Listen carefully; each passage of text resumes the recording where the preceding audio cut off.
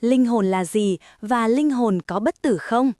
Tôi rất tin tưởng rằng đây là một câu hỏi cho khoa học thần kinh. Linh hồn có thật không, hay chỉ là ảo giác của não bộ? Một bác sĩ thần kinh đã khám phá bí ẩn mà khoa học hiện đại chưa dám thừa nhận. Đây không chỉ là thần học hay triết lý, đây là dòng tâm thức, nơi nghiệp lực trôi lăn, nơi linh hồn vượt thời gian và không gian. Đạo Phật đã nhìn thấy điều này hơn 2.500 năm trước. Khoa học hôm nay mới chạm tới và bắt đầu nghiên cứu chuyên sâu về nó. Thưa chư vị, trên thế gian này không ai hiểu sâu bộ não, tâm thức và chiều sâu sự sống con người hơn các nhà khoa học thần kinh.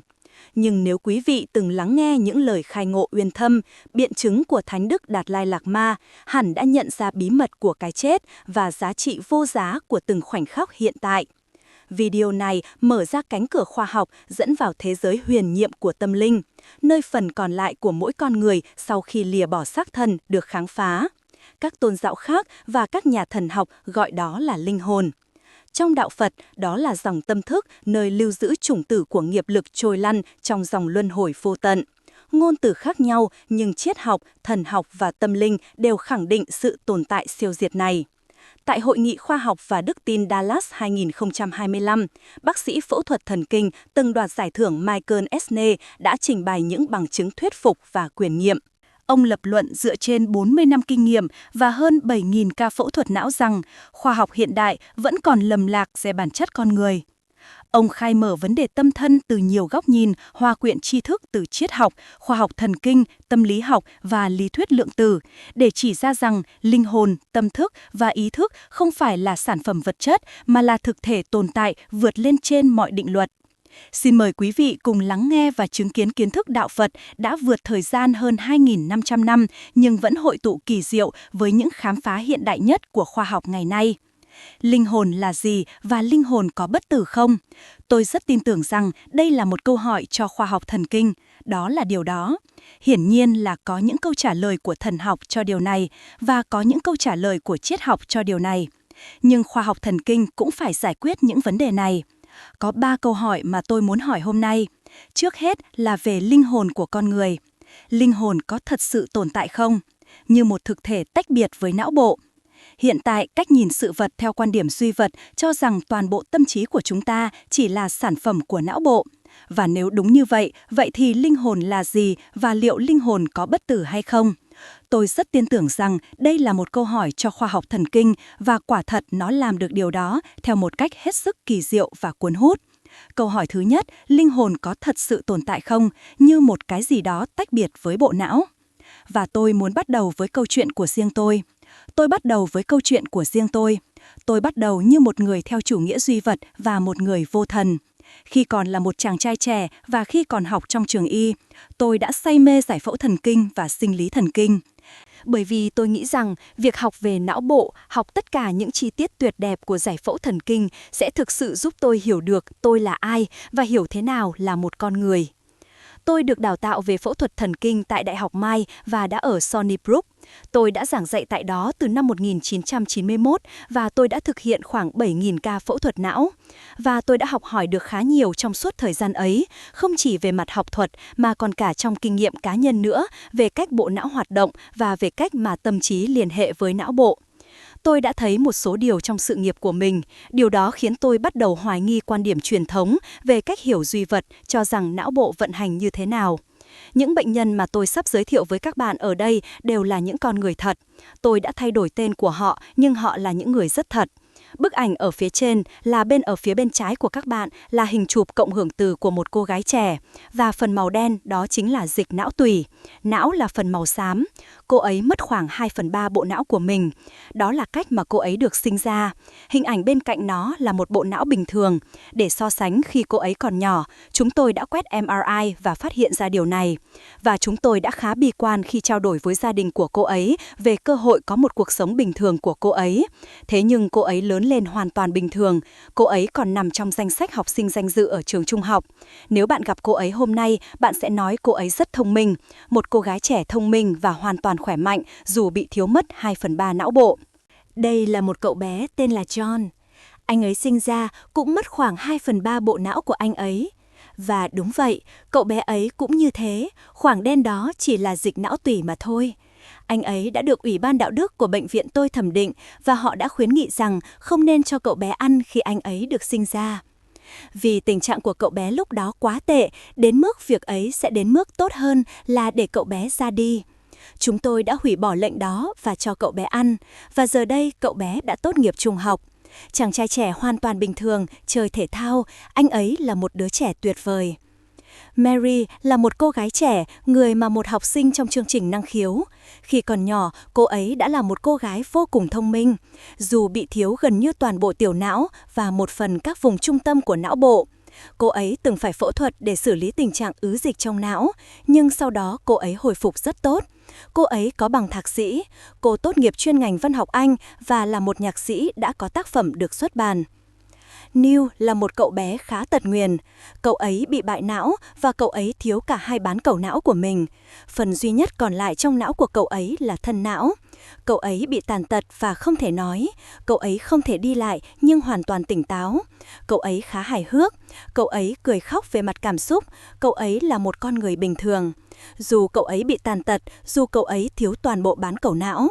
Điều đó đặt ra một câu hỏi, nghe có vẻ là một câu hỏi thật kỳ lạ, nhưng các bạn thấy nó không hề quá kỳ lạ.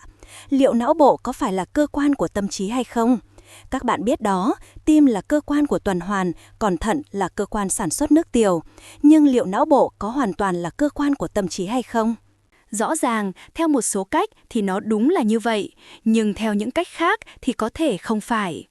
Câu hỏi này lần đầu tiên được đặt ra bởi Gwen Penfield. Ông là một bác sĩ phẫu thuật thần kinh làm việc ở Menlo vào giữa thế kỷ 20, có lẽ là nhà khoa học vĩ đại nhất trong ngành phẫu thuật thần kinh. Ông là người tiên phong trong phẫu thuật điều trị động kinh và thường thực hiện phẫu thuật não khi tỉnh, nghĩa là bệnh nhân sẽ hoàn toàn tỉnh táo trong suốt ca mổ, gây tê đại chỗ để họ không cảm thấy đau, và ông sẽ kích thích các vùng não của họ, lập bản đồ bề mặt não của họ để loại bỏ các ổ động kinh. Ông đã dành cả sự nghiệp để nghiên cứu bệnh động kinh, và ông đã đặt ra một câu hỏi hết sức thú vị. Ông hỏi tại sao lại không có những cơn động kinh về trí tuệ khi mọi người bị co giật. Nếu họ vẫn còn tỉnh táo trong suốt các cơn động kinh, họ sẽ làm một trong 4 điều sau. Họ sẽ có những chuyển động không thể kiểm soát, cánh tay của họ sẽ lắc. Họ có thể có cảm giác như ngứa ran trên da. Họ có thể có cảm xúc sợ hãi, dữ dội, cười hoặc niềm vui, và họ có thể hồi tưởng lại ký ức. Bạn có thể gặp một cơn động kinh nơi bạn trải nghiệm lại một ký ức lặp đi lặp lại, nhưng chưa bao giờ có ai bị cơn động kinh về giải tích. Chưa từng có ai bị cơn động kinh toán học khiến họ không thể ngừng thực hiện phép chia dài. Và Penfield nói rằng điều đó thật kỳ lạ. Nếu bạn có thể khơi gợi được tất cả những điều khác này, tại sao bạn không thể khơi gợi được tư duy trừu tượng hay lý luận, triết học, thần học, suy nghĩ về Thượng Đế? Điều đó không xảy ra từ các cơn động kinh, và ông nói rằng lời giải thích hợp lý nhất là khía cạnh đó của tâm trí không xuất phát từ não bộ. Ông đã kiểm tra thêm điều này trong quá trình phẫu thuật với các bệnh nhân tỉnh táo, kích thích bề mặt não của họ, lập bản đồ não giống như ông vẽ bản đồ một thành phố để xác định vị trí nơi các chức năng khác nhau được đặt trên não bộ để chúng tôi có thể bảo vệ những vùng này khi loại bỏ các ổ động kinh. Nhưng ông không thể tìm ra bất kỳ vùng nào liên quan đến tư duy trừu tượng. Các trung tâm tư duy trong não bộ có một trung tâm chuyển động, có một trung tâm cảm giác, có một trung tâm thị giác, có một trung tâm thính giác, có những trung tâm cảm xúc, có những trung tâm ký ức. Nhưng không có trung tâm nào chuyên về tư duy trừu tượng, không có trung tâm lý luận, và ông nói rằng điều đó thật kỳ lạ. Điều đó cũng giống như những gì ông phát hiện khi quan sát các loại cơn động kinh xảy ra. Một số nghiên cứu thú vị nhất theo hướng này đã được thực hiện bởi Rachel Sperry và các đồng nghiệp của ông ấy. Sperry đã giành giải Nobel nhờ công trình nghiên cứu này. Vào giữa thế kỷ 20, một phương pháp phẫu thuật đã được phát triển cho những người hay gặp cơn động kinh ở một bán cầu não. Điều đó sẽ lan sang bán cầu khác, và đây là những cơn động kinh thảm khốc. Điều đó rất khó kiểm soát. Vậy Sperry, và đó là một ca phẫu thuật được phát triển, nhưng không phải bởi Sperry, nhưng bởi do người khác phát triển, là để cắt đôi não bộ, về cơ bản, để nếu một cơn động kinh bắt đầu ở một nửa não, nó không thể lan sang nửa kia, và điều đó làm cho các cơn động kinh dễ kiểm soát hơn nhiều và nhẹ nhàng hơn nhiều. Và nó được gọi là phẫu thuật cắt thể chai.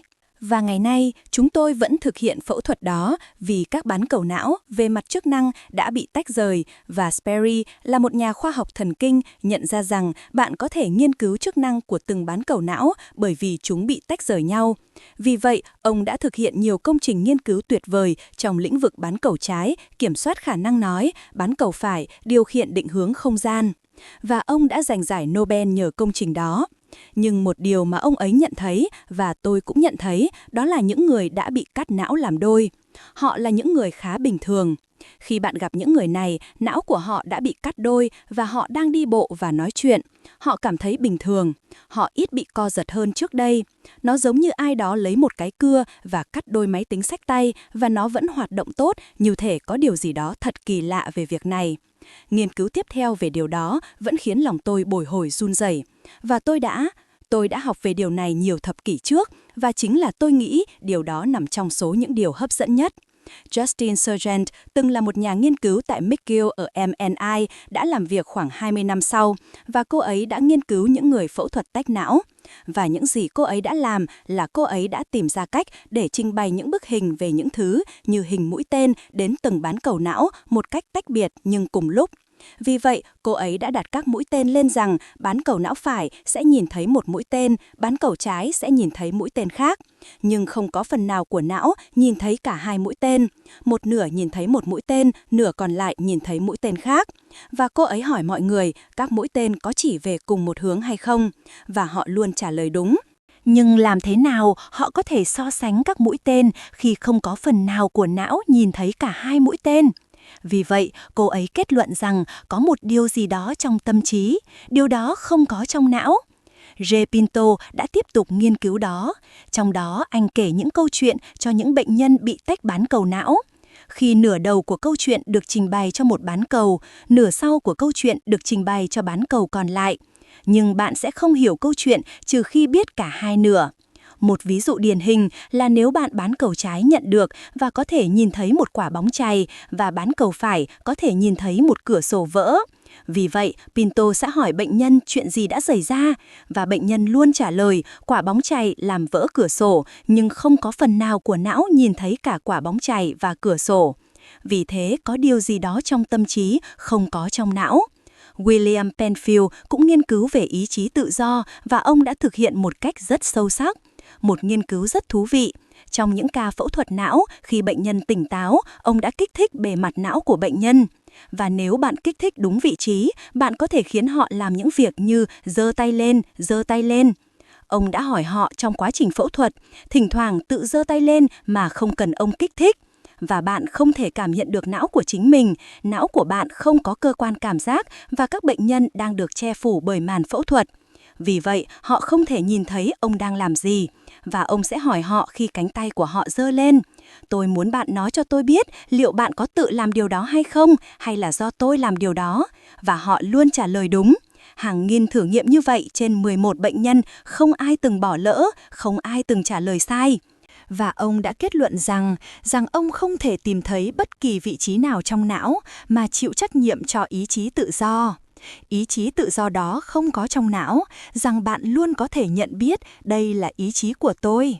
Đây không phải là ai đó đang làm điều đó cho tôi. Vì vậy, ý chí tự do không phải là chức năng của não.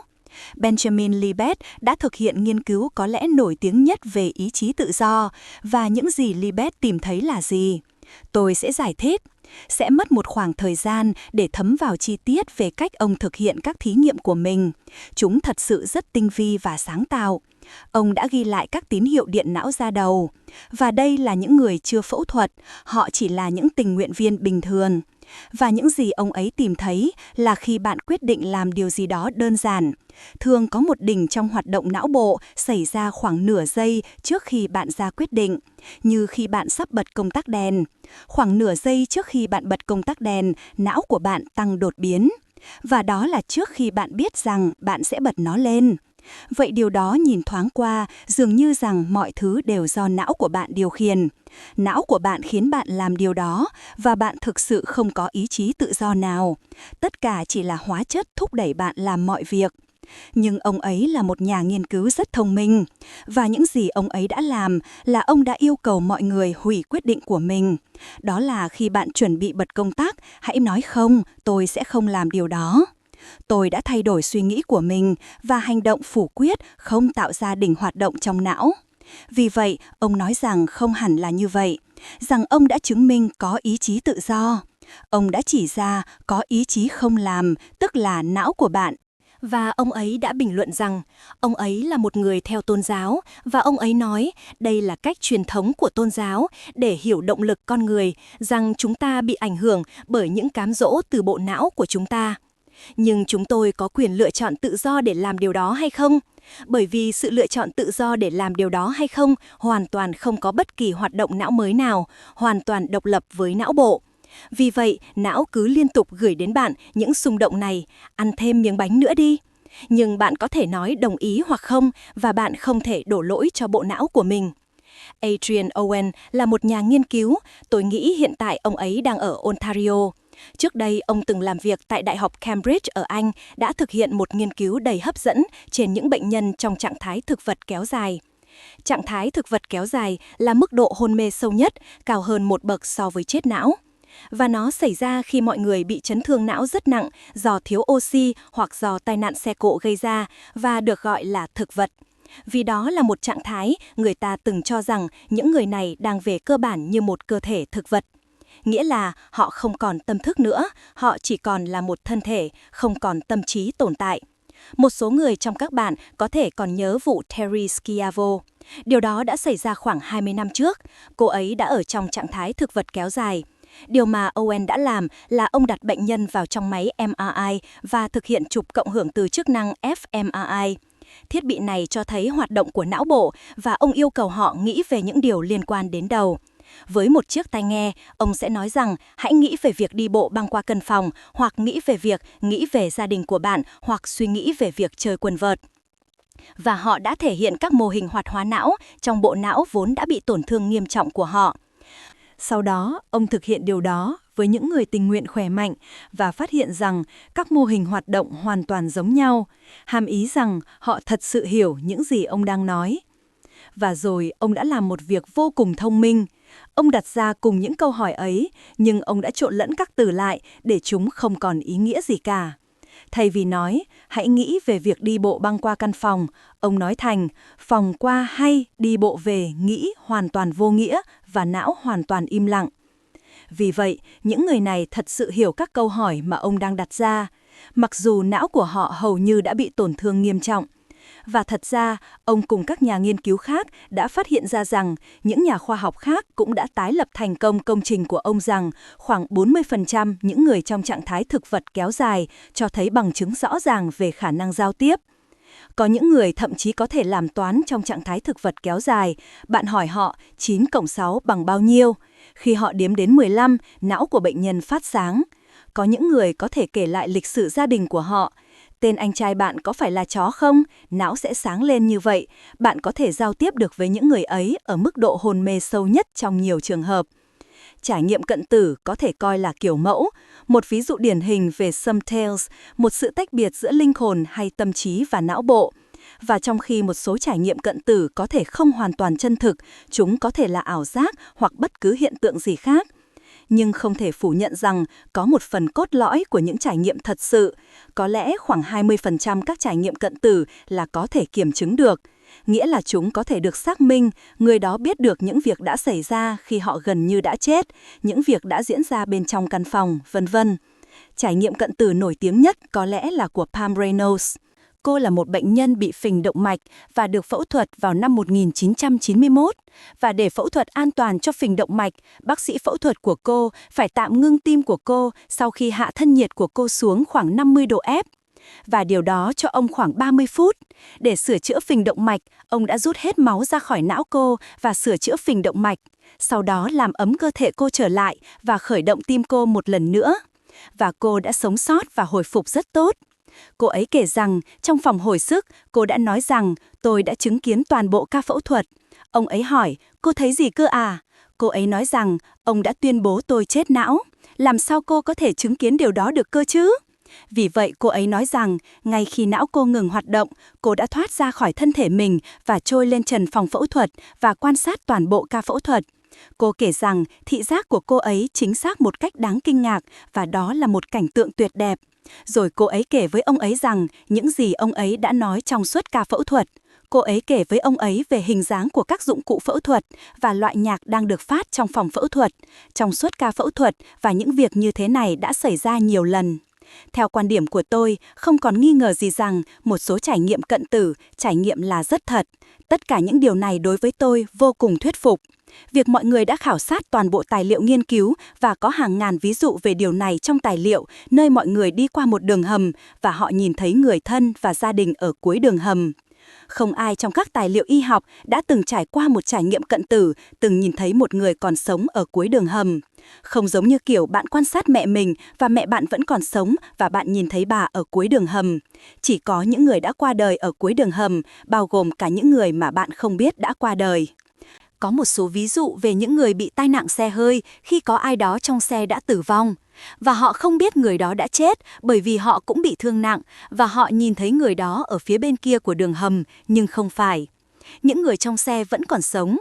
Phineas Cage là một quý ông trong một tai nạn lao động vào thế kỷ 19.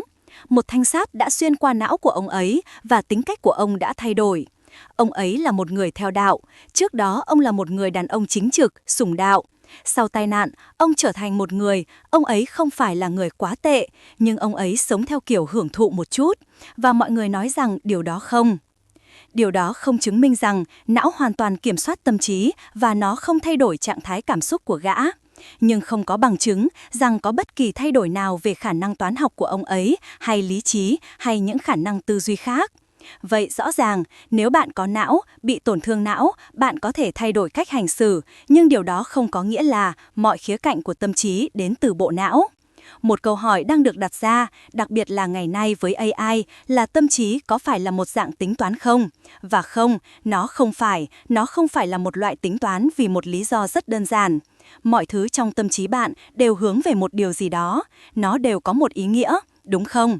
Khi bạn nghĩ, bạn luôn suy nghĩ về một điều gì đó mà bạn có thể nghĩ đến. Bạn có thể nghĩ về một chiếc laptop, nghĩ về gia đình của bạn, nhưng không gì trong tính toán có khả năng hướng về điều gì cả. Đó là một trình xử lý văn bản. Một chương trình xử lý văn bản thì không quan tâm gì cả đến ý kiến của bạn trong bài luận mà bạn đang viết. Bạn có thể viết một bài luận ủng hộ và một bài luận phản đối, điều đó không quan trọng. Một câu hỏi đang được đặt ra, đặc biệt là ngày nay với AI, là tâm trí có phải là một dạng tính toán không? Và không, nó không phải là một loại tính toán vì một lý do rất đơn giản.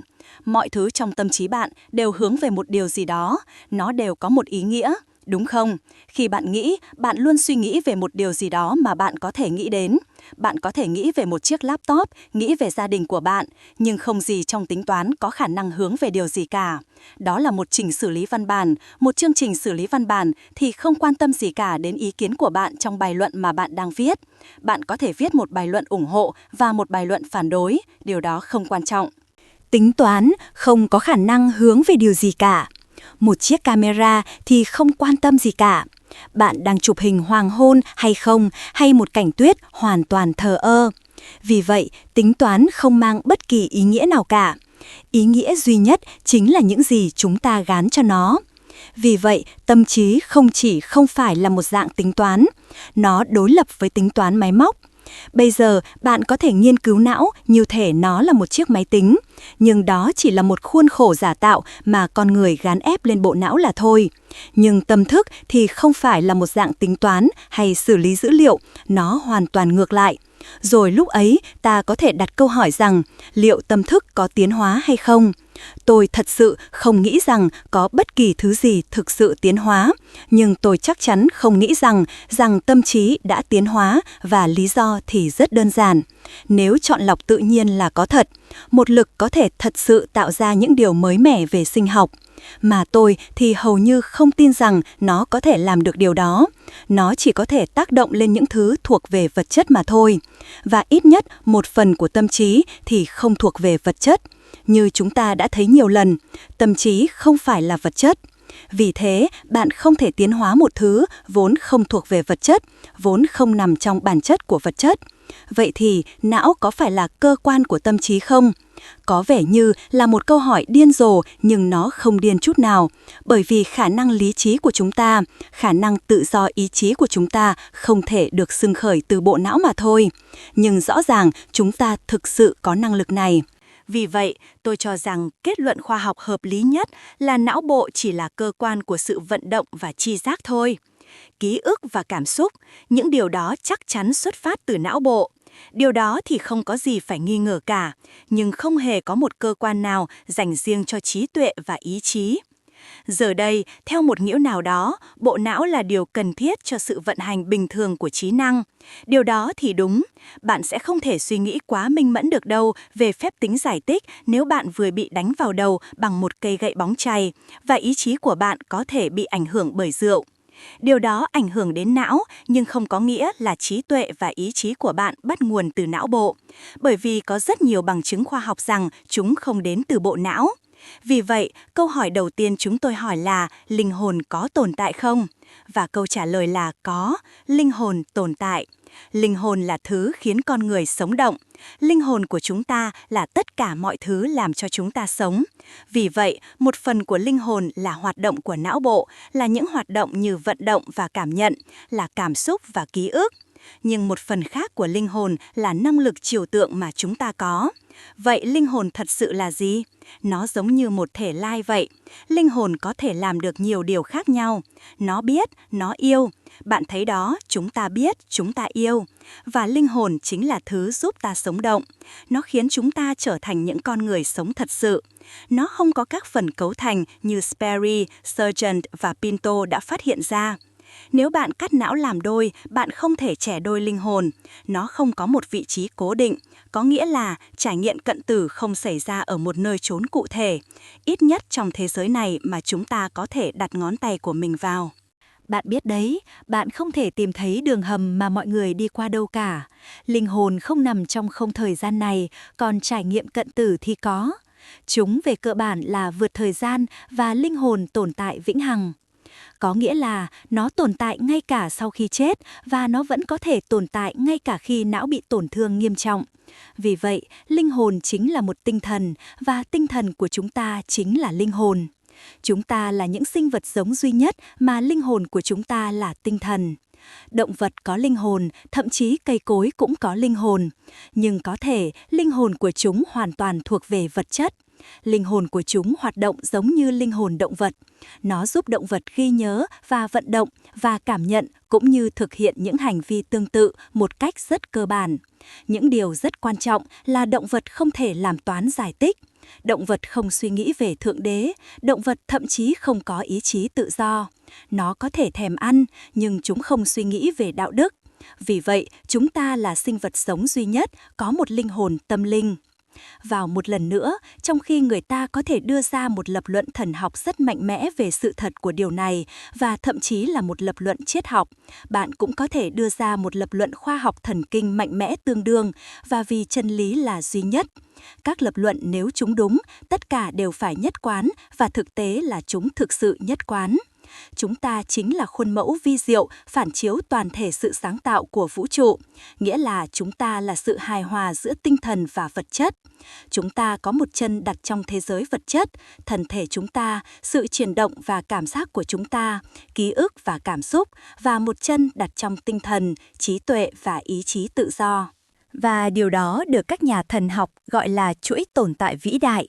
Theo nghĩa này, chúng ta được tạo dựng theo hình ảnh của Thượng Đế, mà Thượng Đế ấy là tinh thần vô tận, tri thức, tình yêu và quyền năng của Ngài, và linh hồn con người biết yêu thương và hành động.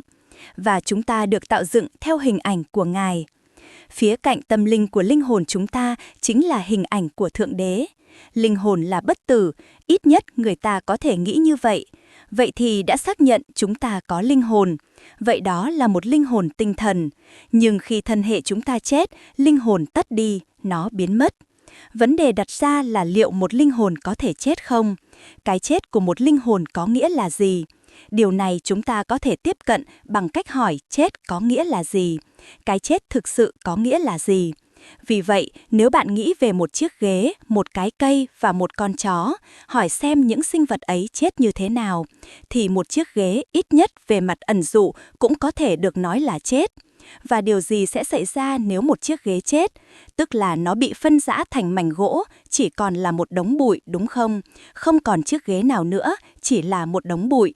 Vật chất của chiếc ghế thì không bao giờ biến mất, nhưng bây giờ nó chỉ là bụi thay vì một chiếc ghế. Cây cũng vậy, khi cây chết, nó thối rữa và chỉ quay trở lại đất. Con chó cũng vậy. Vậy sự sống là sự hài hòa của vật chất để tạo ra một sinh vật sống, và cái chết là sự tan rã của vật chất.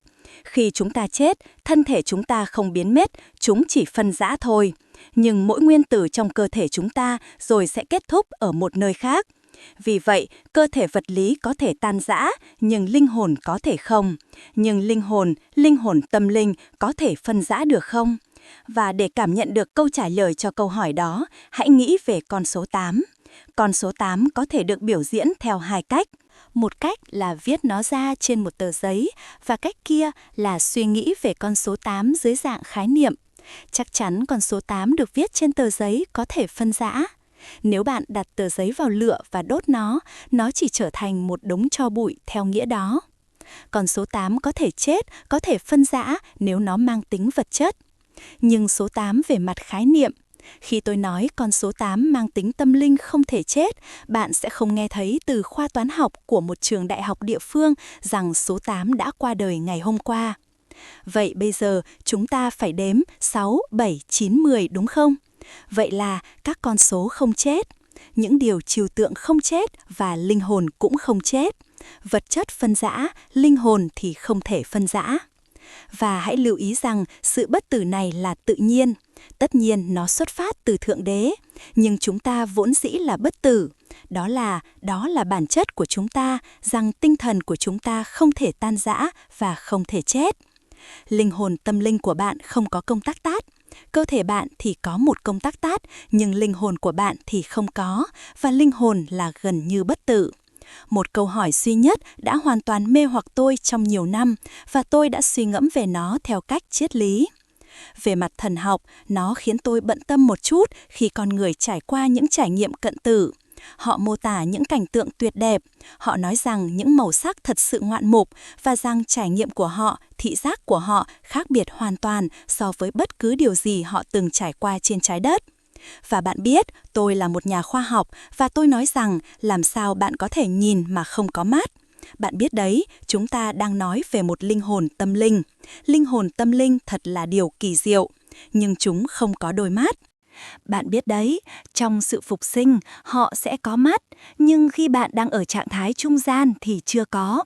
Vậy thì làm sao bạn có thể thấy được điều gì? Và Thomas Aquinas đã giải quyết câu hỏi này gần 1000 năm trước. Và ông đã đưa ra một dạng ẩn dụ. Ông nói rằng, hãy tưởng tượng rằng cuộc sống trên trái đất giống như đang ở bên trong một nhà thờ với những ô cửa kính màu vào ban đêm, và nhà thờ được thắp sáng từ bên trong bằng những ngọn nến. Vì vậy, bên trong khá mờ ảo. Bạn chỉ có thể thấy những thứ bạn có thể thấy. Bạn biết đấy, những cửa sổ kính màu vào ban đêm, nhưng bên ngoài thì tối tăm, và bạn chỉ nhìn thấy ánh sáng mờ mờ bên trong nhà thờ. Và hãy tưởng tượng bạn đang tiến tới ánh sáng ban ngày khi bên ngoài vẫn còn tối, và rồi những ngọn nến tắt, đó chính là lúc bạn chết. Giống khi mặt trời mọc, bỗng nhiên bạn nhìn thấy những cảnh tượng vô cùng tuyệt đẹp. Bạn nhìn thấy bằng ánh sáng của Thượng Đế từ bên ngoài. Vậy ánh sáng mà mọi người đang nhìn thấy, theo tôi, trong những trải nghiệm cận tử ấy, chính là ánh sáng thiêng liêng của Thượng Đế. Và đó là cách chúng ta thấy một loại ánh sáng hoàn toàn khác. Vâng, cảm ơn các bạn, và chúng ta sẽ bàn sâu hơn về những vấn đề này và cả những vấn đề khác trong tâm thức bất tử. Và cảm ơn các bạn đã lắng nghe.